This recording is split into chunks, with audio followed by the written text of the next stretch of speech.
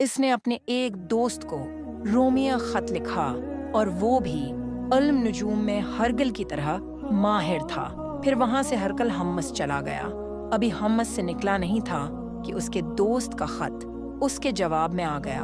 उसकी राय भी हुजूर के ज़हूर के बारे में हरगल के मुआफ़िक थी कि मोहम्मद वाकई पैगंबर हैं। उसके बाद हरकल ने रोम के बड़े आदमियों को अपने हम्मस के महल में तलब किया और उसके हुक्म से महल के दरवाजे बंद कर लिए गए।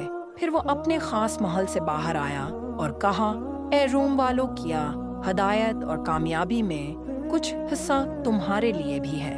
अगर तुम अपनी सल्तनत की बका चाहते हो तो फिर उस नबी की बैत कर लो और मुसलमान हो जाओ। ये सुनना था कि फिर वो लोग वहशी गधों की तरह दरवाजों की तरफ दौड़े, मगर उन्हें बंद पाया।